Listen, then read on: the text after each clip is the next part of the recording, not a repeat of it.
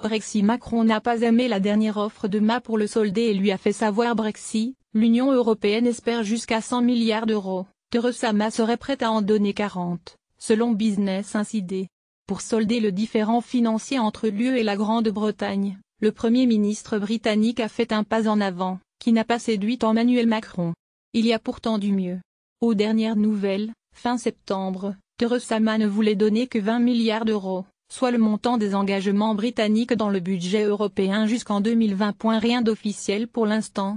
Le règlement complet et final fera partie de l'accord final que nous aurons, en relation avec leurs relations futures, s'est contenté de dire Theresa May ce vendredi 20 octobre à propos du point le plus conflictuel de tractation du Brexit, au deuxième jour d'un sommet européen à Bruxelles.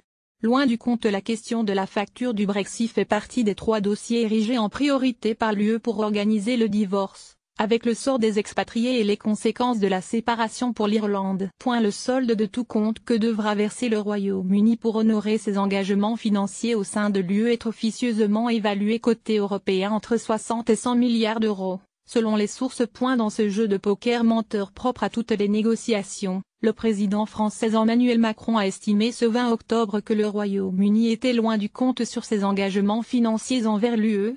Nous sommes loin du compte sur les engagements financiers, a dit Macron, jugeant qu'il restait un effort important à faire de la part du Royaume-Uni sur la facture du divorce, un point considéré comme une priorité par l'UE.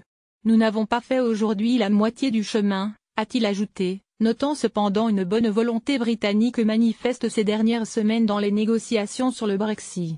Le problème aujourd'hui de Theresa May, c'est que celles et ceux qui ont prôné le Brexit n'ont jamais expliqué au peuple britannique quelles en étaient les conséquences, a-t-il également déclaré. Ce n'est qu'une fois que des progrès suffisants auront été constatés dans ces dossiers que les 27 accepteront d'ouvrir véritablement les négociations sur leurs relations futures. Lire aussi, Bertrand Cantat défend les migrants. Dans le premier extrait de son album May propose une période de transition de 2 ans après le Brexit, jusqu'en 2021 tous les matins. Recevez gratuitement la newsletter du HuffPost. Retrouvez-nous sur notre page Facebook. À voir également sur le HuffPost. Envoyez une correction.